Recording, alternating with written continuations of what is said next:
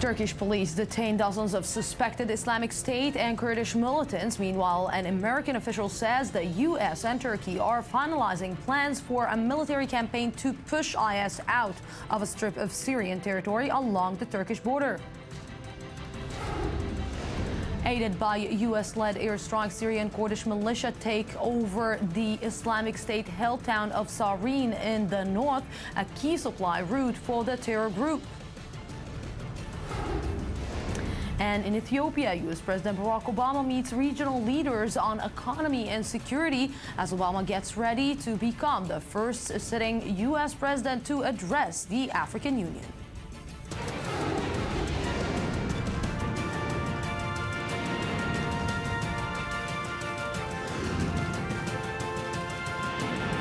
The News Today with Lucy Aharish. Good evening and welcome to the news today. The United States and Turkey have tentatively agreed to cooperate in forming an Islamic State-free zone in northern Syria. This as Turkey passes on with the shelling of not only IS targets, but also strikes on Kurdish militants. That is becoming increasingly controversial, with NATO warning the bombing campaign will endanger any progress already made towards peace between Turkey and the PKK. Correspondent Ayman Siksik has the story. A crackdown on IS militants, continued airstrikes in neighboring Iraq, and an army now involved outside Turkish borders. Turkey's getting tough. At least 15 people suspected of links to the Islamic State group have been detained after Turkish police raided homes in Ankara in a major security sweep. In the southeastern city of Adıyaman, 19 people with alleged links to the PKK, the Kurdistan Workers' Party, were also detained. The arrests came after mass protests erupted in the southeast of the country against the strikes on PKK targets. One demonstrator was killed in the standoff with the Turkish army, fueling claims that Turkey is trying to quash pro-PKK protests. Turkish President Recep Tayyip Erdogan discussed the escalation with his Russian counterpart Vladimir Putin on Monday. Meanwhile, Turkish military involvement in neighboring countries continues to deepen. Iraq. Turkish fighter jets returned Monday after bombing targets in the mainly Kurdish region of Hakurk in northern Iraq. Sunday night strikes could signal the end of the ceasefire between Turkey and the PKK, signed only in 2013 after nearly 3 decades of armed struggle. Turkish Prime Minister Ahmet Davutoglu said the Kurdish insurgency against Ankara is a security threat, and the strikes will continue until his country is satisfied that its borders are safe. But a dramatic announcement made Monday could see Turkey expanding its activities even closer to its borders. Syria. Ankara firmly denied today that it had struck Kurdish YPG positions in the north of Syria.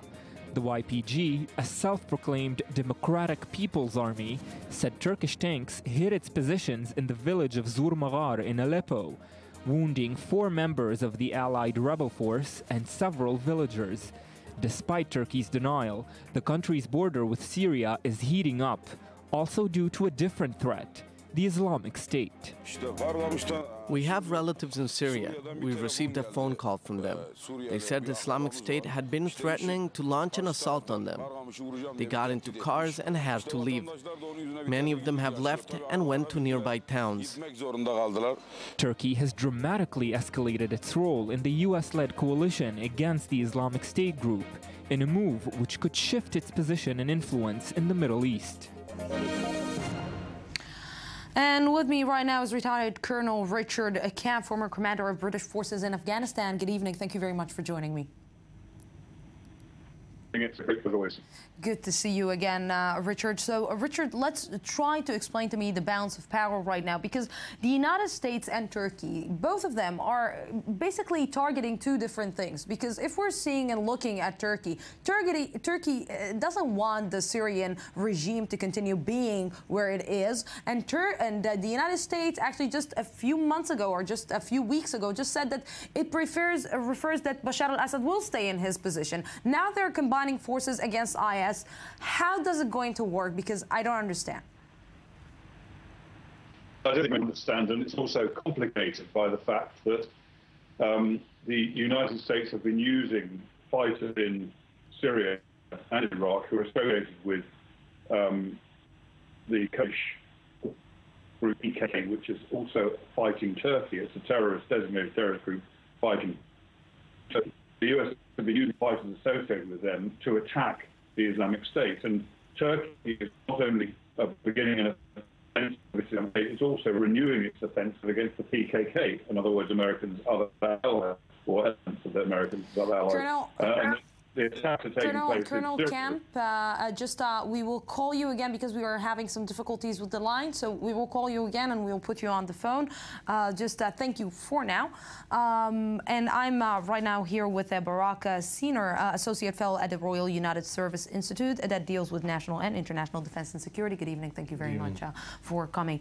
We are trying to understand right now the very complicated situation because the balance of power is changing. And yesterday I tried to verify this complex situation between the PKK and the government, the Turkish government, and understanding if it's coming from an ego or it's the long-term battle that we already know about, or is it even IS that should be one common enemy, is actually not managing to be this common enemy, and they are still fighting each other. So what is happening? Everything's clearly in flux, and it's very difficult for any party, whether it be the United States, the Kurds, the Turks, to actually map out a coherent strategy because there's so many conundrums. So on one hand, you've got Turkey that is being accused by the PKK of having facilitated ISIS efforts against them, and at the same time, Turkey has had a tacit role in approving ISIS behaviour, whether it be smuggling, etc. And yet Turkey is threatened by ISIS. You've got America that has been offering logistical and air power support to the PKK, whether it be air support against the town of Kobani to fight back ISIS, and they've been incredibly successful. Yet at the same time, America has been providing Turkey since 2007 with a tremendous amount of intelligence of the PKK's operations and bases in Iraq, which Turkey subsequently bombed. So Turkey as well, it went from a no enemies policy to a no friends policy. So but do you think that everything is in flux? Everything is in flux, and I'm trying to understand how you can combine, because like I tried to ask Colonel Camp, there is a common enemy here. There is somebody who, all the forces should combine their strength together and try to fight it. But it seems that IS, instead of making like a common wall that will fight it, it's like making all the sides fight each other. So how they are not finding this common ground to actually... Yeah, I think one of the reasons why it's very difficult to find a common ground is we're not fighting a war in the West where there are nation states. We're fighting it in the Middle East, which America, even until now, fails to understand is made up of multiple ethnicities and clans, not by the Westphalian state unit, which it's accustomed to in the West. And as a result of that, it finds itself confronted by a number of conundrums. When you said beforehand, is it going to be ego or is it going to be genuine national security? I think that, for example, somebody like Erdogan, his policy will be, right, let's try and align or rationalize post facto. Yes. Bolstering national security, increasing repression, ending the peace agreement with the PKK and the ceasefire that has taken place for 2 years, and let's crush all our enemies. We're not going to be able to crush the Assad regime, which is what Turkey originally wanted. So they're going to have both a minimalist and a maximalist scope. They will be able to target the PKK and ISIS simultaneously, and until now, America never allowed Turkey to strike the PKK. We have, again, on the phone right now, retired Colonel Richard Camp, former commander of British forces in Afghanistan. Good evening. Thank you very much again for joining me. Good evening, a pleasure. So, Colonel Camp, try to explain to me right now the current situation, because you started explaining this specific situation, and I'm trying to understand what this, let's say, new combination between Turkey and the United States is going to lead in Syria.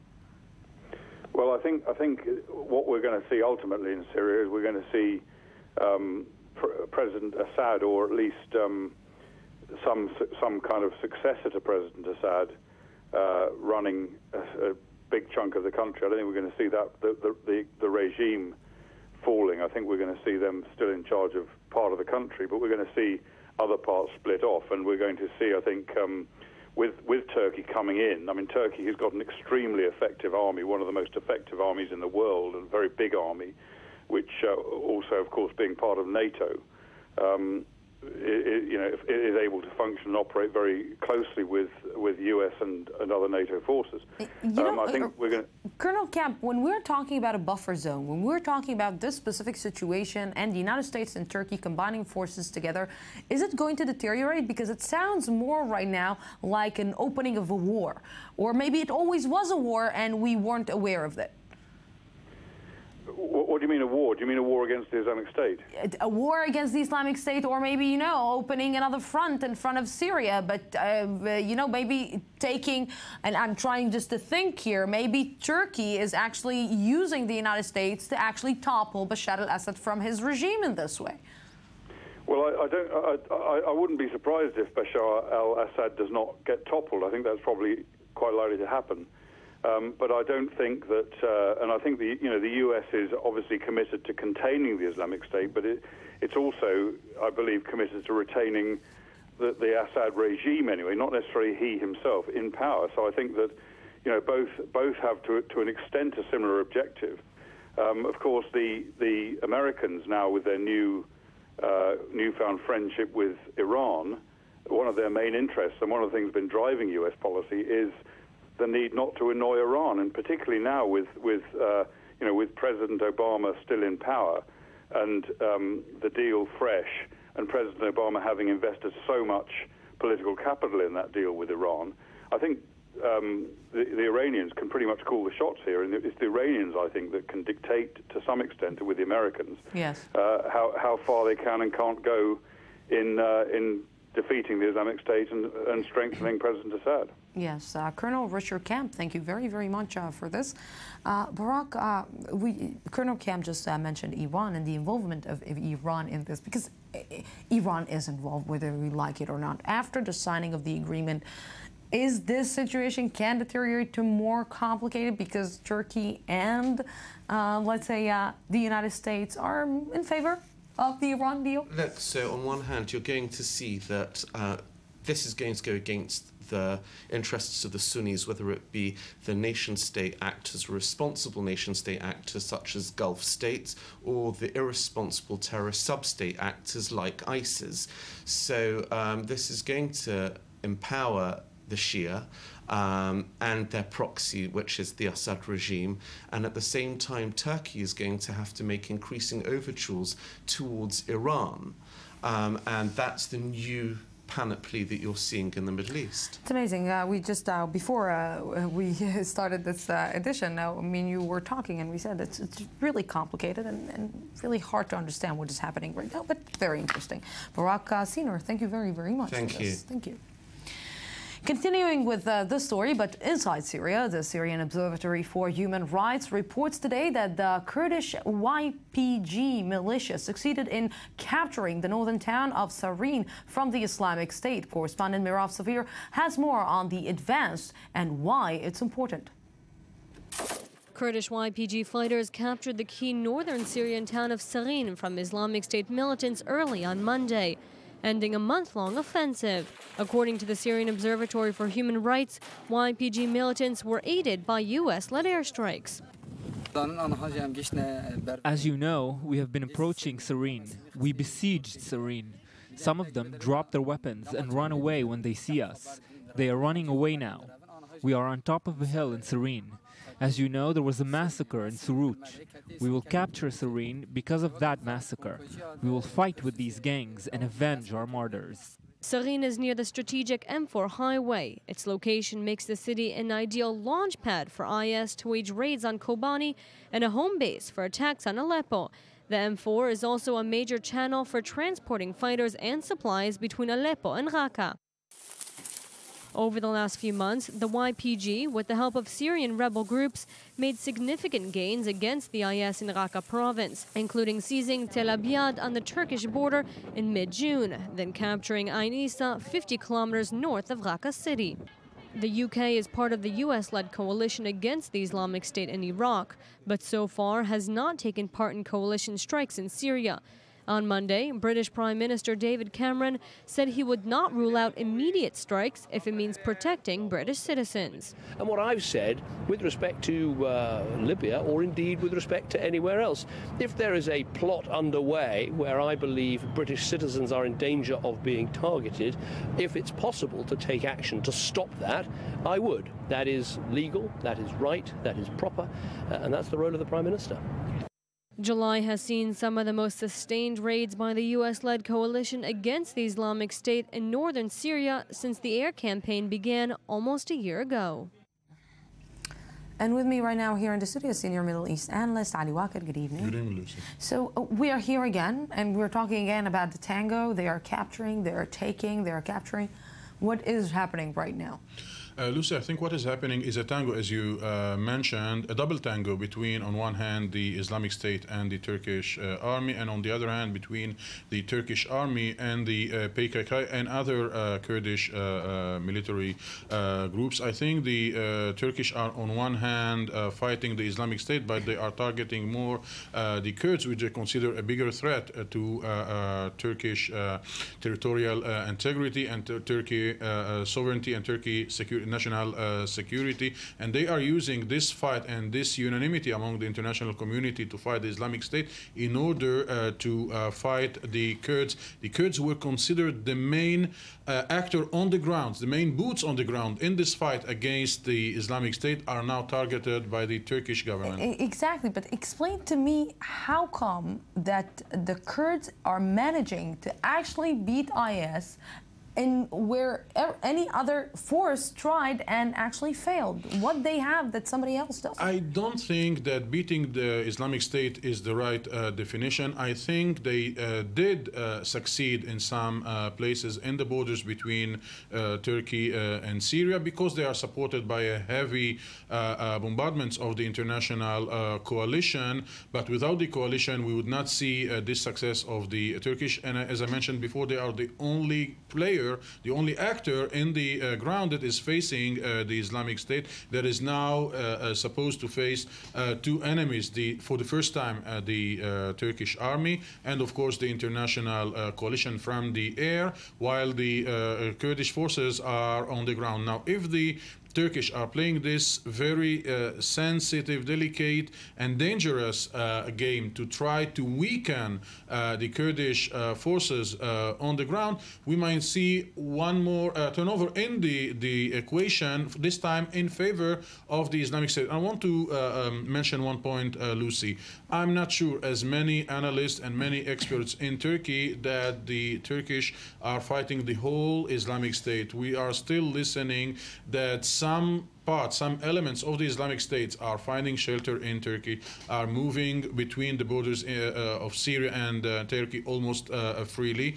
The Turkish have a bill to solve with a group in the Islamic State that committed this attack, but we should not forget also that the attack targeted Kurdish Turks and not Sunnite Turks, which turned the situation much more complicated. But in the priority, Turkey see the Kurds a bigger threat than the Islamic State. It's unbelievable. Ali Waked, thank you very, very much for this.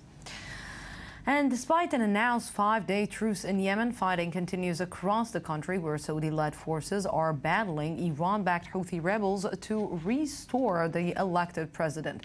Could this ceasefire prove any different? Ayman Siksik has the latest. Total destruction. This is how residents of the city of Taiz in Yemen describe the results of Saudi-led airstrikes on their neighborhoods. But the Saudi-led coalition on Monday suspended its air campaign to allow needed aid deliveries. A Saudi vessel loaded with 4,000 tons of food aid arrived at Aden port in an effort to meet the Yemenis' needs. Away from the continued clashes in Yemen, the country's foreign minister, Riyad Yassin, met with his French counterpart, Laurent Fabius, in Paris to discuss the renewed strikes by the Saudi kingdom. Saudi Arabia, who's on a mission to stop Iran-backed Houthi rebels in Yemen, renewed strikes on the country over the weekend. Yemenis found it difficult on Monday to describe the aftermath. This residential town is for the employees of the Mocha power station. More than 63 people were killed and 150 others were wounded. More than 10 are in a critical condition. As you can see, the destruction is total. More than 50% of the homes have been totally destroyed. Local medical sources in Yemen said the death toll from the airstrike in Taiz has risen to 80 people, with at least 150 injured. It's still unclear why Saudi Arabia would target this residential area, designated for state employees. There are no weapons here. There is nothing here inside this city, and they are all peaceful people and families and employees of the power station.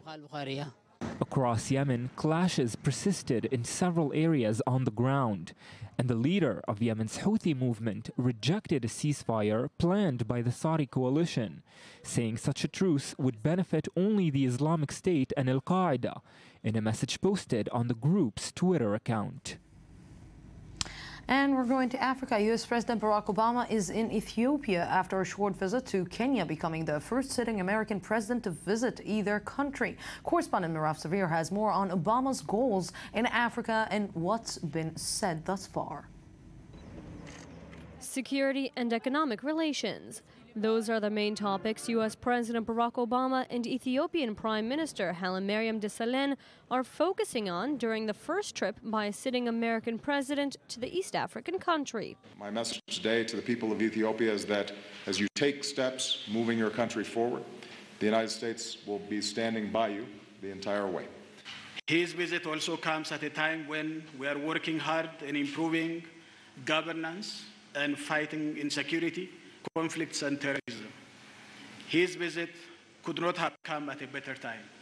The two leaders held bilateral talks on Monday morning, discussing such topics as expanding trade in the country, stepping up cooperation on development, the global efforts to fight climate change, and security and peace in the region, including the conflict in South Sudan, unrest in Somalia, and the campaign against terrorism. Our security cooperation is pushing back against violent extremism. Ethiopia faces serious threats, and its contribution to the African Union mission in Somalia have reduced areas under al-Shabaab control. Ethiopia's ruling party has been in power for a quarter of a century and is credited with turning the country from famine-stricken into one of Africa's fastest-growing economies. But some claim it comes at a cost: political freedom, as the opposition failed to win a single seat in parliament in May's elections. Focusing on Ethiopian politics, the American president addressed governance and human rights in the East African nation. Continued growth in Ethiopia depends on the free flow of information and open exchanges of ideas. My government has expressed its commitment to deepen the democratic process already underway in the country and work towards respect of human rights and improving governance. We have reiterated once again that our commitment to democracy is real, not skin deep. Later in the day, Obama met with regional leaders to discuss the conflict in South Sudan. And on Tuesday, he will become the first sitting U.S. president to address the African Union. And with me right now here via Skype is Andrew Green, is in Maputo, Mozambique. Good evening. Thank you very much for joining me, Andrew. Good evening. So, Andrew, you know, how does Barack Obama try to explain maybe the fact that he was the only American president that didn't actually invest his efforts in, or let's say not invested enough his efforts in the African community? Well, he's come in for a lot of criticism, especially in Ethiopia in the days ahead of his visit this week, for not being as interested in African political issues as people were kind of expecting him to be when he was elected, his father being a Kenyan. I think that there is some feeling that he may have backed off of issues involving the continent because he didn't want to seem too attached, or that was his only or primary concern. But this trip seems to be an effort on his part and on the part of his administration to make up, perhaps, for some of the disinterest he's shown in the past. You know, although he's going to be the first American president that is going to give a speech in the African Union, I'm asking myself, how is it going to help? You know, for 8 years, he hasn't done enough for the African continent. If he does, he's coming in his last term, like this last days, let's say, of his term, and he is trying to fix. But I think that, don't you think that it's like people are taking it and like, why now? And it's a little bit too late for that. Yes, I think that people are viewing this more as a kind of celebratory last leg of his presidency, exactly like you're saying. Even today, when we were seeing the discussions about South Sudan, it's not something that he's been particularly involved in, though members of his administration have been. But we didn't see any particularly new ideas coming from him. He's talking about some of the same old things that his administration has been talking about for months at this point. So it seems more kind of a last-ditch effort to kind of reach out to a continent that supported him and has shown a lot of gratitude toward him for the friendship of his administration over the past 6 years, but not so much as bringing anything new to the table. So what can they actually bring to the table more than, you know, talking about the old things? And what can he actually close in the last few months that he got left? Well, I think you're seeing he's underscoring some of the key social issues that he's been pushing African leaders, sub-Saharan African leaders, to take more attention to. He spoke out today about press freedom in Ethiopia. He spoke out about LGBT rights in Kenya when he was there a few days ago.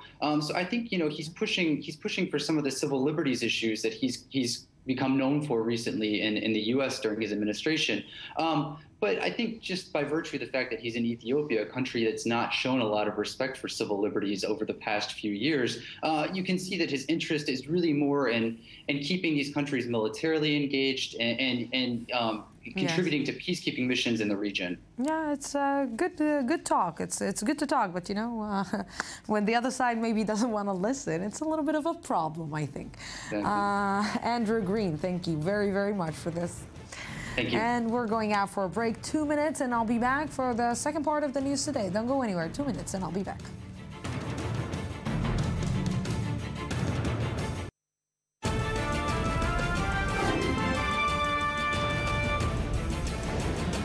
Turkish police detained dozens of suspected Islamic State and Kurdish militants. Meanwhile, an American official says the U.S. and Turkey are finalizing plans for a military campaign to push IS out of a strip of Syrian territory along the Turkish border. Aided by U.S.-led airstrikes, a Syrian Kurdish militia take over the Islamic State-held town of Sarin in the north, a key supply route for the terror group. And in Ethiopia, U.S. President Barack Obama meets regional leaders on economy and security as Obama gets ready to become the first sitting U.S. president to address the African Union.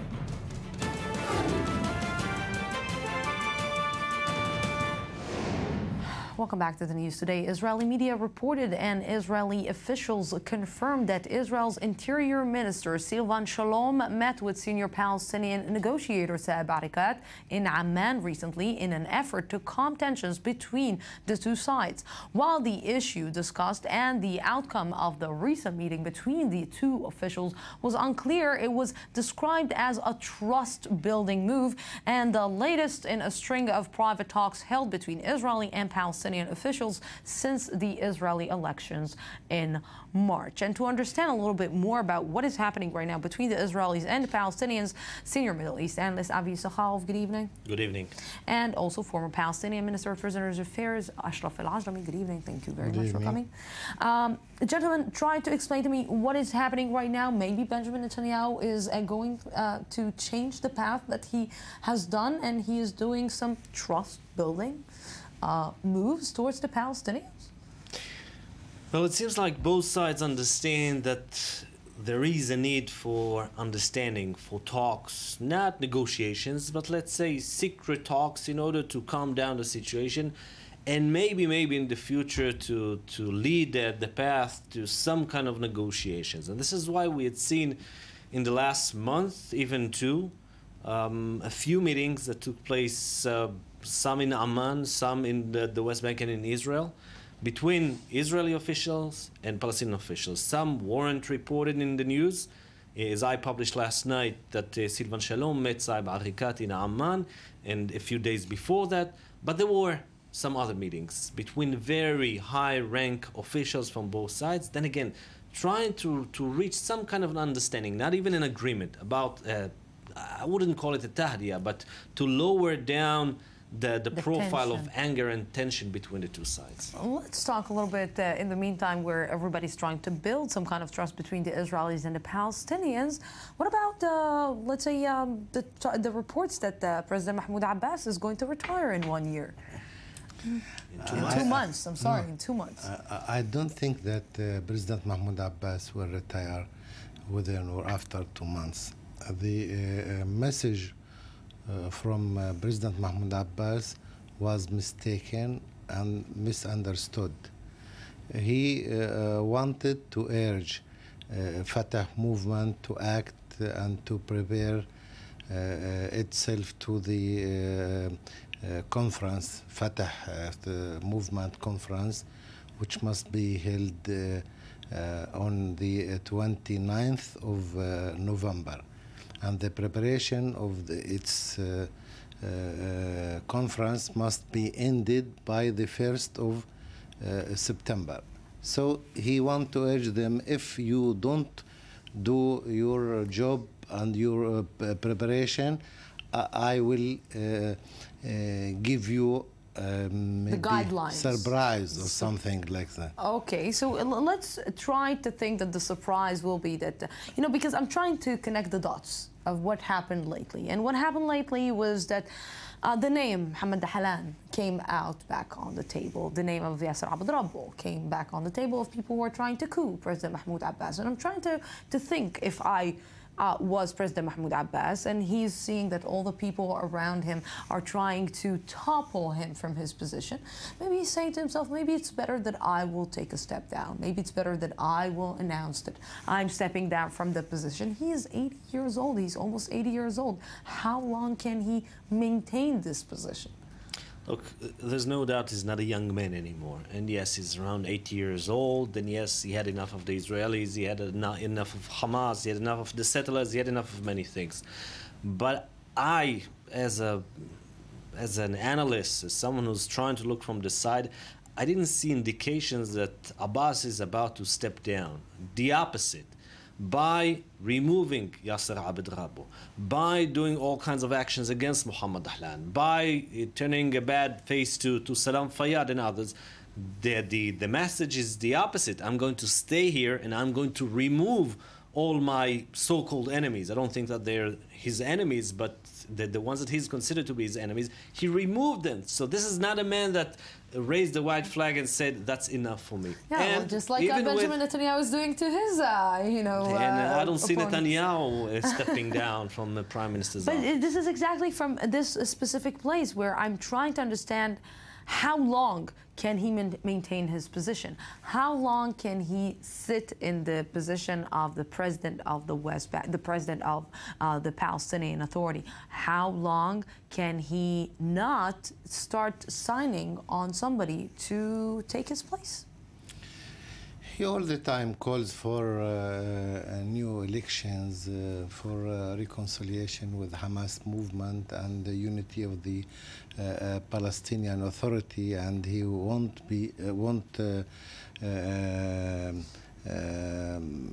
candidate on any further elections. But unfortunately, on the ground, nothing moves. So no one can imagine how long President Mahmoud Abbas will stay in his position, and the situation in the Palestinian society. Let's try to play a game. What if? What if Mahmoud Abbas will decide to retire in 2 months? What if he will decide to step down? What will happen to the West Bank? What will happen to the Israeli side? What will happen to the Hamas movement when Mahmoud Abbas, who is the glue, who is maintaining the situation calm in one way or another, is going to say, you know what, that's it, enough is enough? I think that the Israeli side is completely terrified from the option that Mahmoud Abbas will step down in 2 months or 6 or a year.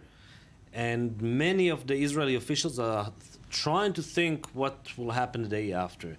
This is the exactly same question that I've heard so many times in the last couple of weeks from Israeli officials that are trying to figure out who's next, who's going to be the successor. There's no real answer for what will happen after Mahmoud Abbas What, would Marwan leave. Barghouti is not an option for Israel? Marwan Barghouti is in jail. He is an option, but only if there will be elections. No one can promise you that there will be elections. Can you make elections right now in Gaza Strip, in the West Bank, in East Jerusalem? I don't see it coming. So then you need the successor from inside Fatah that everyone will agree and will gather around him.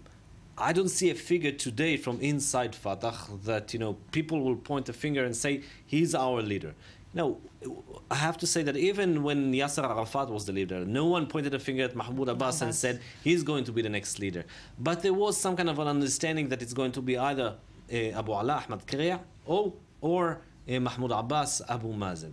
Now, there's no one really out there in the horizon that can really step forward and say, I'm the leader, and people will gather around him. What about Saeb Arakat? I don't think so. I think that this is the most difficult question even for Palestinians, because no one knows what will happen, especially in the interim period. We are speaking about 2 or 3 months before the new elections. Because as the Palestinian law says, the head of the Legislative Council must be the president for 60 days until it will be new elections. Mm-hmm. But in these circumstances, the head of the Legislative Council is not legal totally, because this council didn't work, and there was no meeting and electing for the secretary and the head of this council. Avi, just one sentence before we finish, because we need to finish, about Iran cutting the funding to Hamas. This is what Musa Abu Marzouk said today in an interview to Al Jazeera Net, said that yes, Iran stopped almost all the support to Hamas. Military, economically, everything was not completely, but almost completely stopped. And one more sentence, we have to keep in mind, it's not only about the resignation of Mahmoud Abbas, it's the Black September, Aylul al-Aswad, because over there, in the discussions in the UN, in the General Assembly, and maybe France or the US will step forward and offer something to both sides, that is not going to be easy for the State of Israel. Gentlemen, thank you very, very much for this. Thank you. Over 1,000 cases of child sexual abuse covered up in Australia. That's what the Commission heard today over an investigation into Jehovah's Witnesses in the country. But as Annie Schatzberg explains, the cases don't end there. The 1,006 alleged... On Monday, a hearing for the Jehovah's Witness Church in Australia and its alleged failure to report 1,006 cases of child sexual abuse. It follows a government investigation of the church going back more than 60 years. It found that not one incident of child sexual abuse had been reported to the police. We don't want our wives knowing what our stuff, what sort of things we're dealing with. We don't want other people in the congregation coming across that information. This is not the first time the church has covered up accusations of predatory pedophilia. With more than 8 million Jehovah's Witness members across the globe, more victims of sexual abuse have come forward in recent years in the United States, Canada, and the United Kingdom. In the U.S., Candace Conti revealed how a Jehovah's Witness molested her when she was just 9 years old. She claims people in the community knew of the abuse, but the church did nothing about it. You know, the inside of me is screaming out to the people of the congregation for help. Candace eventually filed a lawsuit after leaving the church. She was awarded more than $15 million and inspired over 24 other victims across the country to sue church leaders for covering up charges of abuse. Their abusers continue to deny the allegations. As Australia's Royal Commission tries to bring justice to Jehovah's Witnesses in the country, members of the church seem set in their ways. Would you do the same thing today if someone came and reported to you a serious allegation of sexual assault? Would you destroy any notes? Yes, that's our practice. A practice that continues to be scrutinized worldwide. Afraid of extremists who want to French cable tycoon Patrick Drahi is amid yet another large-scale purchase with a deal that would give him almost half of the French media group Next Radio TV. That group owns a series of French radio and television channels, including BFM TV. It's the latest step in a series of high-profile media buys of $40 billion in deals over the past 18 months. Drahi is also the owner of I-24 News. And right now with me, not to speak about the latest purchase of Patrick Drahi, but to speak about China, Dr. Al Coleman, value creation expert, Academic College of Tel Aviv. Good evening. Thank you very much for coming. What is happening to China? We were sitting here for months talking that China is rising up. China's economy is actually climbing, and the United States is so scared with what is happening in Chinese economy, and bam, poof. Well, actually, Chinese stock market is a circus. Okay, it's a sort of a Chinese circus in the sense that normally stock markets. Yeah, we also spoke about the Luna Park. Exactly, right. Remember the children? Yes. Well, it's children and retirees, because retirees in China, they get very small pensions. So many of them spend their time betting on the stock market. So it's really a market that's dominated by non-professionals. Now, because of its communist heritage, people are used to trusting the party. Actually, it's still communist, expect the party to actually manage things. So as a result, the market inflated and inflated. We usually measure markets, we look at the price to earnings. So if a company earns $100 million a year, what's its price? What's the multiple of its earnings to its price? You know, I'm trying to understand how come all the investors didn't see it coming, didn't see the fact that China is rising so fast, didn't see it as a signing of, you know, big warning sign saying, okay, if it's rising so fast, it may fall also. Well, I personally was investing in the Chinese stock market because I figured since all the world is basically losing out and China is, but I lost and lost and lost, and I just went out of the market. It was quite a few years ago. What caused this big fall right now? Well, what happens is that basically not enough international funds are running into the market. People were counting on the government to save the stock market. So the government came up with rules such as if you're the major stockholder of a company, you cannot sell your holdings. Things which are really weird just to keep the market, the bubble stable. But what happens is that people eventually do sell these stock. The government cannot assure it. I think it's part of the maturity of a country. But also when the government is just putting and buying more and more and more, is it let's say a trust, building measures between the country and the investors? Well, it's not a market. I mean, the beauty of a stock market is exactly you invest and I invest, and then I think I should sell, and you buy, and you turn out to be smarter than I was, etc., or the other way around. But when the government starts playing with this, when you have all these bureaucrats sitting in their seats and saying, okay, let's help this bubble grow up, then eventually they cannot do it. I think it's part of the maturity of a country. Think about this. It's a monster, China, moving from communism into capitalism. And part of the maturity is to understand, yes, you can make a lot of money, and yes, you can lose your pants. Maybe this is why we cannot call it capitalism yet. Yes, it's a weird... Dr. Alex Coleman, thank you very much. It's always a pleasure. You make me understand a lot of things that I don't understand. Thank you very much.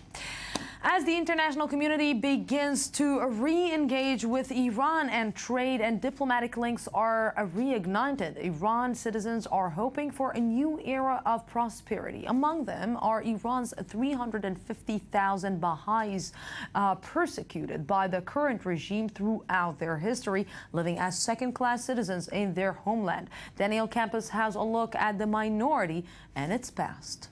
Baha'i history begins with the Bab's declaration in Shiraz on the evening of May 22nd of 1844. The Bab proclaimed himself to be the return of the hidden 12th Imam. As the Babi movement spread in Iran, violence broke out between the ruling Shia Muslim government and the Babis, and ended up when government troops massacred the Babis and executed the Bab in 1850. The Bab had spoken of another messianic figure, he whom God shall make manifest. One of the exiled followers of the Bab, Baha'u'llah, in 1863 in Baghdad, claimed to be the messianic figure expected by the Bab's writings. All these founding figures of the Baha'i faith are currently buried in the Baha'i gardens of northern Israel, in Haifa and Akko. From the beginning, Baha'is have been seen as apostates from Islam, and according to some Islamists, they must choose between repentance and death. Since the 1979 Islamic Revolution in Iran, Baha'is are also accused of being Zionist agents for having their world center in Haifa. Today, there are over 100 Baha'is jailed in Iran because of their religion. They're the country's largest non-minority religious group, frequently harassed by security services and wrongly imprisoned. They're discriminated against in employment, obstructed from earning a livelihood, with their holy sites destroyed and their cemeteries desecrated.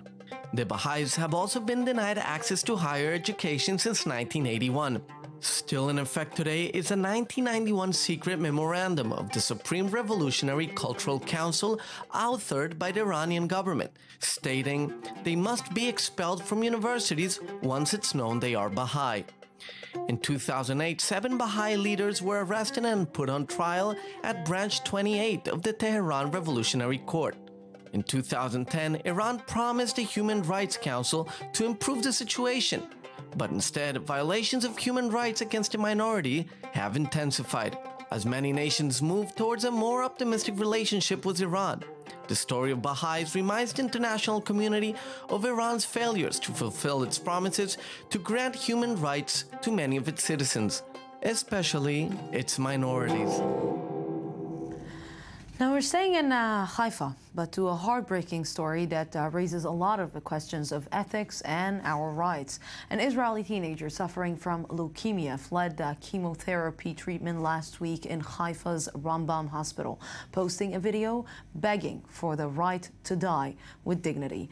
As of this evening, he's agreed to return to treatment, but it didn't come easily. אני מבקש מכל מי שיכול לבוא להפגין כאן בכניסה לבית החולים רמב"ם בחיפה לגבי הטיפול בכפייה שרוצים לעשות לי. גם אם אני צריך למות, תנו לי למות בכבוד, זה כל הבקשה שלי. It was from his hospital bed that this 16-year-old teen called on Israeli citizens to come protest against chemotherapy that doctors would like to impose on him. These treatments won't help me. They will only aggravate my situation. There's only prayer that can help me. I prefer to stay at home than to be at the hospital. The young man is from an Orthodox family in the northern city of Tiberias. A few days ago, he fled his hospital room. After being alerted by Haifa's Rambam hospital, the court ordered his parents to bring him back. According to doctors there, without treatment, his chances of survival are slim.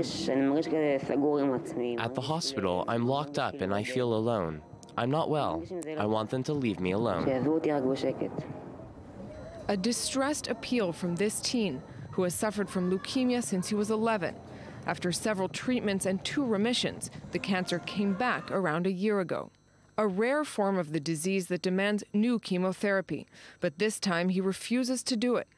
His parents are supporting his decision, though they had no choice but to bring him back into hospital care.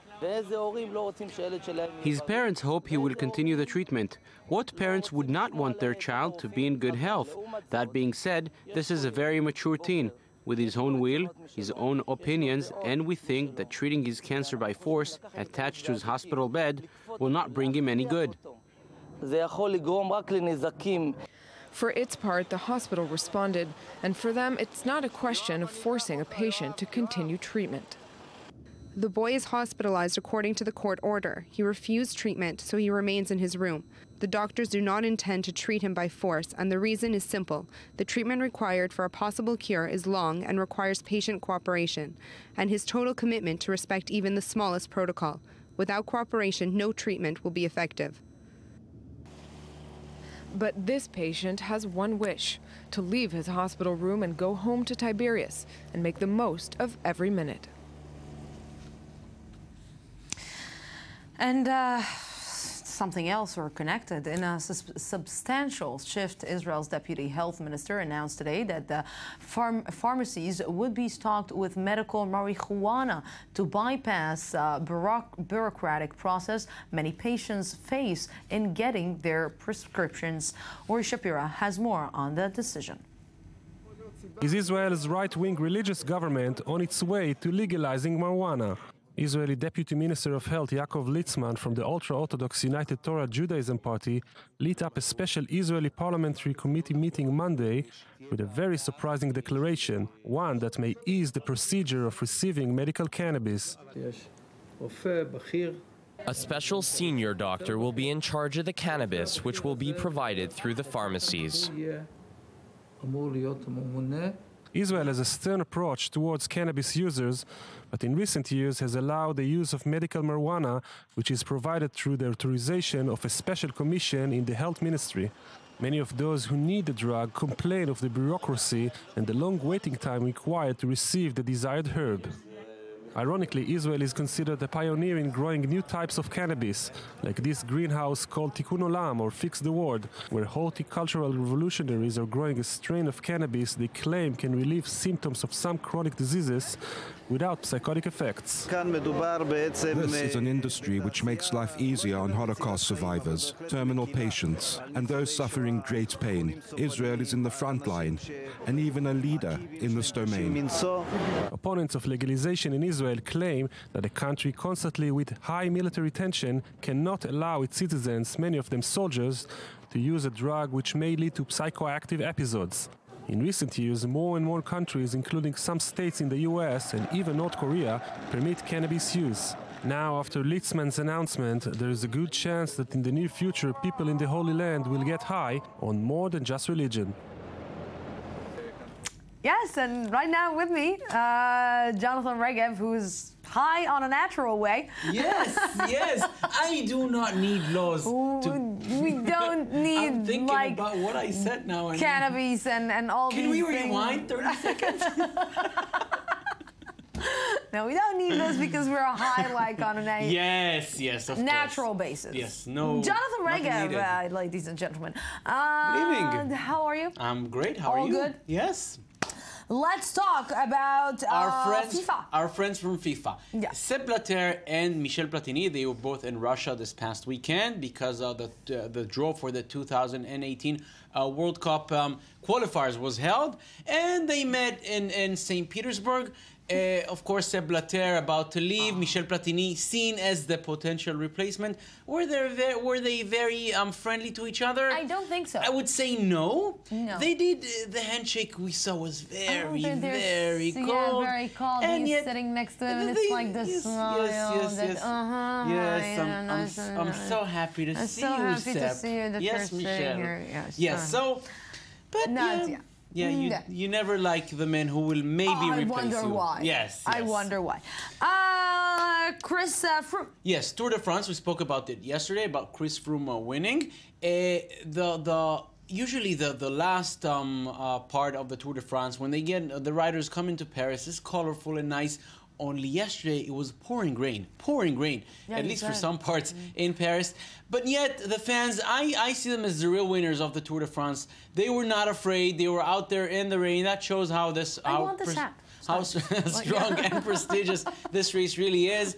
People lined up in the streets. It was not very cold, at least by the way the clothes they're wearing. Only it was pouring rain, and yet the people were out there to salute the riders. That is something. We salute. Now I understand why a lot of French come to Israel. Yes. Why? How come it rains in July? I do not understand that. Rain is for winter, hot is for summer. This is why we're living in a normal country. Yes. Israel. Very normal. Yes. Only normalcy here. And you want to show me something else who's normal? Yes. Usually when we think of sailing, it's nice. Yes, nothing ever happens. Yeah. Until you go to the extreme sailing race in Hamburg. This is what happened to the Danish crew. They just capsized. Look at this. Are you ready? Yes. No. Ba-bam! And when in the close-up you see, how did it happen? Because of the wind, and they miss some. They didn't take the angle right. And here you see in the close-up that it's really dangerous. And we can laugh about this because no one was harmed. Everything is okay. And they actually the Danish crew, they finished third in the race, even though this happened. But sailing is quite a nice thing. Yeah. No. So no. Nah. Okay, so nah. So maybe they should not take cannabis. So maybe no. They can come here anytime, but even though it's legal to buy. You can smell the air here in the studio. Jonathan Reagan. What do you mean? Natural air. Jonathan Regev, thank you very much. Thank you. We're going out for an update from our news desk, and then we will be back. It's with you tonight? No, it's not with you. Update, and then we will be back.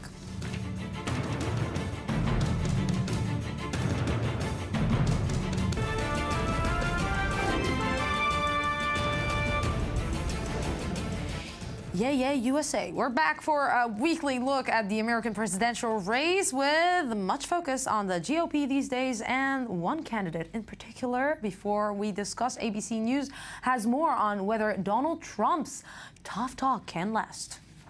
Tonight, Donald Trump's tough talk appears to be doing the trick. 52% of Republican voters in a new national poll hope the billionaire businessman stays in the race. And the answer is going to be yes. This despite outrage over his recent ridicule of immigrants and former POW John McCain. He is basically selling fear and prejudice. The test for Trump, can he sustain the surge? 4 years ago, it was Texas Governor Rick Perry leading the field of GOP candidates.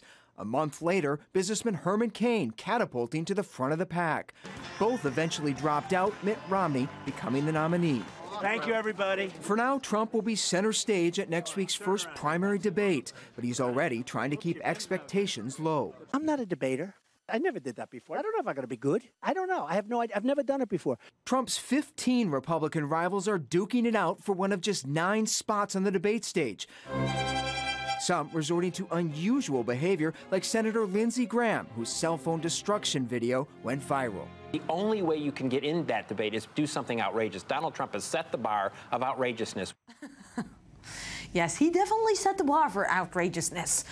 Dolph Liftman with me, political analyst and former member of Israeli parliament, Yesh Atid Party. Good evening. Good evening, Lucy. And also I-24 News desk editor and correspondent Charles Dublizer. Good evening. Thank you for having me, Liz. Yeah, this is outrageous. It's even outrageous even more when we're seeing him just going up in the polls. How come he is bullying everyone and he's just running forward?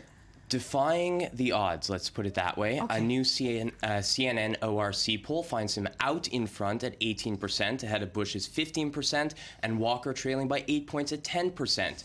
This is on the national level, okay? At the primary level, he's ahead in New Hampshire, and he's trailing only Walker in Iowa, and only by 2 points. And in New Hampshire, he's up by 7 points.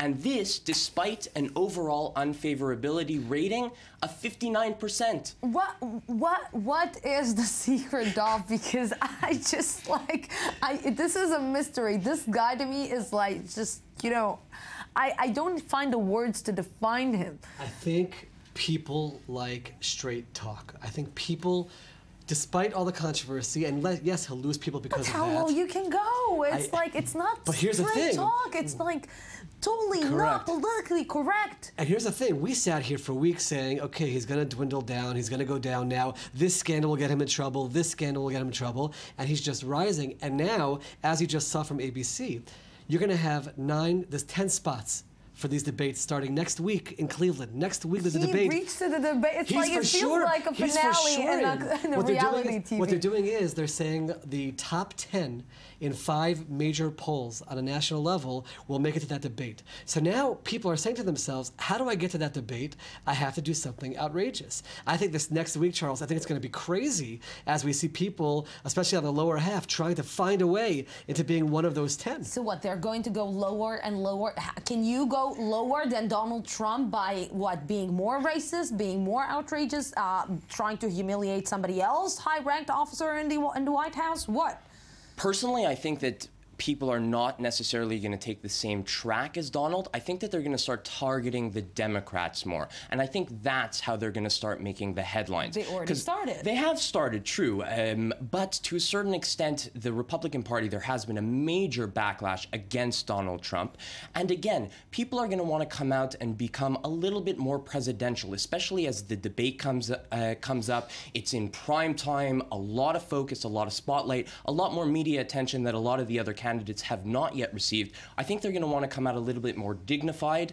I don't know, in terms of outrageousness, you'll see some stuff, but I think it's going to start targeting the opposite party. Well, before we will talk about Hillary Clinton, before we will talk about her new climate, let's say, program, plan, I want to talk with you with Barack Obama in Africa, targeting the Republicans, saying that they went really low with the Iran deal. Is this something that a president should do on a state visit? He's talking about his domestic issues in Africa? Well, here's the thing. He's going to, when things come out, which he can speak about in a consensus type of way. This particular issue was Mike Huckabee speaking about actually Israel being pushed closer to the ovens in a very, edgy, right, even disrespectful type of way about the Holocaust. He's going to take those moments wherever he is, whenever it is. This is also low. Correct. That's why the president, I don't think he's going to get deeply involved in the campaign at this point in general. But when something of that magnitude happens, especially something which relates to him, this was an attack on him. As the president, he's going to speak about it. I think that as time goes on, though, you will hear him more and more. So let's try to understand. How come what Huckabee is saying is like, we're taking it in a serious matter, and what Donald Trump is saying, we're saying, okay, this is Donald Trump, we should expect this from him. How come? It's a good question, how come? I think one of the reasons why is Huckabee has been for a much longer time a major conservative figure, and he has a following, he has a base. Trump, on the other hand, is a little bit more cartoonish, a little bit more of a firebrand. But again, what Obama's capitalizing on is the ability to say, here we have what effectively amounts to what he called the Republican circus. He said that this is becoming all too commonplace in the Republican Party. So what he's able to do is he's able to take certain comments and brand the entire Republican Party, and they'll continue to do this, and it reflects poorly on them. I want to right now take you to Hillary Clinton, and let's talk with her big plans. And I want to take you specifically to our viewers are welcome to go and see her beautiful video, by the way, that she posted, talking about the climate changes and the budget. But I want to take our viewers to one specific sentence that she said. And she said, by the end of my first term, I will be able to accomplish this and that. She is already planning on a second term?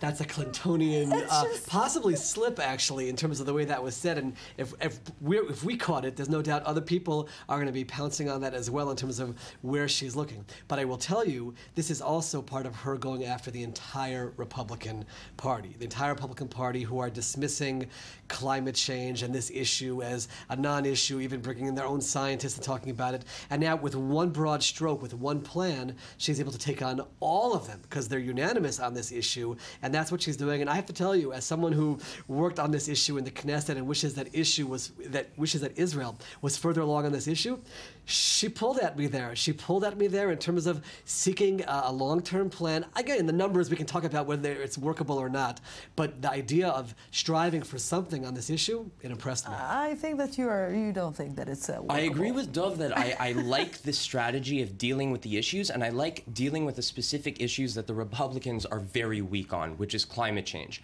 I don't like the substance of the message. So she was talking, for example, about creating enough renewable clean energy by the end of her second term, by the way, in order to power every U.S. household. Every home in a decade. Every home in a decade. And then she talked about installing 500 million solar panels, which is like one solar panel for every U.S. citizen. These ideas are literally detached from reality. I mean, they're impossible, and they definitely, I mean, you can pander to the environmentalists, and this is the type of rhetoric that creates these types of environmental problems where you can't have the Keystone Pipeline created, you can't pursue fracking, you can't drill offshore. In my opinion, it just contributes to the U.S.'s energy policy, which is problematic today. But I will say, she used a line in that video also where she said, are we going to be trapped by the past? She has to find ways to project herself as someone who's towards the future, because everyone's going to tag her with this being in the past. So this is the type of issue where she can say, those guys are the guys in the past. And again, I agree with Charles, the numbers, and I hope the Republicans attack the numbers and not the overall issue, but she's trying to project herself as this person of the future. You know, I'm trying to explain, isn't it about, and I'm going back to the beginning to what we discussed, he's like about Donald Trump, that he's talking straightforward. And he is saying what he has on his mouth, and maybe with no details, no numbers. Maybe it's about time that the candidates will start talking and telling the truth to their voters, not promising things that they cannot accomplish. One other person who's doing that is Bernie Sanders, and a CNN poll, I mean, I have their figures here, I'm looking at them, on a national level. Bernie Sanders 48, Jeb Bush 47. Bernie Sanders 48, Scott Walker 42. Bernie Sanders 59, Donald Trump 38. That's straight talk on the Democratic side. Again, not promising the world. He's not out there. He's just talking straight to the base. And on a national level, that seems to be taking on a little bit. I'm trying to understand right now how much is what just happened this week, and how much the, let's say, next week debate is going to affect the Republicans, or going to affect the Democrats, or it's just another, you know, milestone, or another just bump on the road, and it will pass, and it's just the beginning of the game.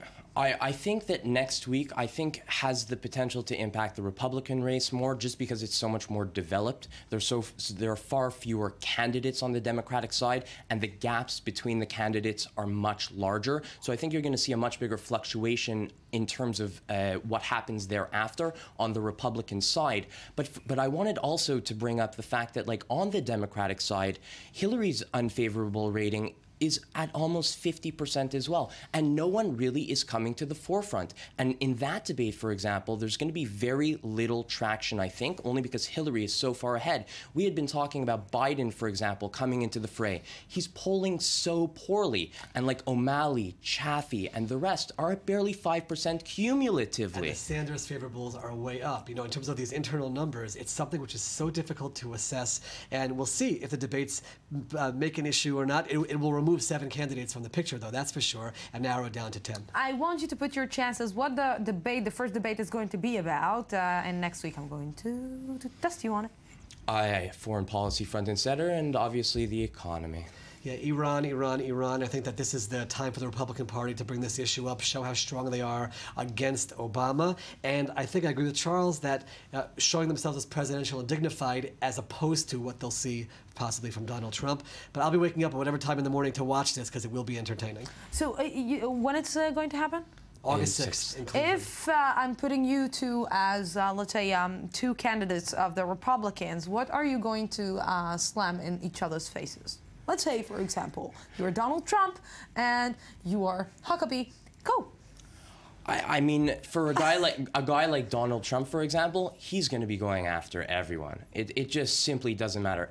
Any nick or cranny that leads to a fault, he's going to be pursuing. What I would really like to see is them to deal with the issues and start focusing on the Democrats a little bit more, and the Democrats focusing on the Republicans. If I'm a guy like Mike Huckabee against Donald Trump, you have no experience whatsoever in governing. You're talking about things. You have no idea what it's like to sit in that chair. I was a governor of a state. I can take care of that, and all your words mean nothing in terms of leading the country. You saw in the VTR Donald saying, "I don't know how to debate. I'm not a debater."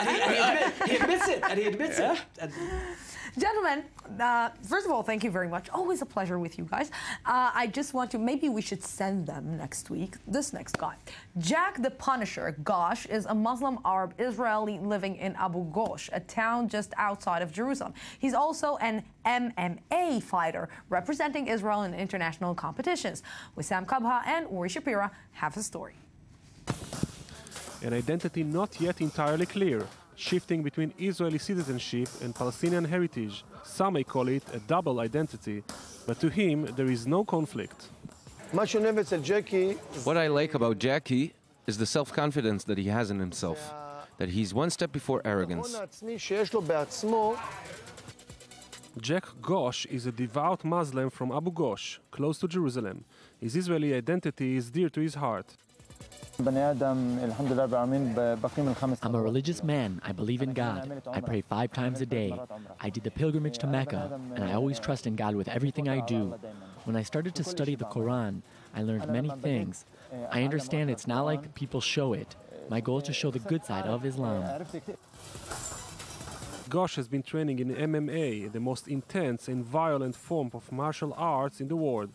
As the Israeli champion, he often represents the country in the international arena. I'm an athletic person. I'm not connected to politics, and I don't have a political background. I live here and train only here. I have no other place to go. I was born here. There's no mistake in what I'm doing. I fly through Israel, and the people supporting me are from this country. The Israeli people help me. I, as a Muslim living in Israel, it's natural that I will represent this country.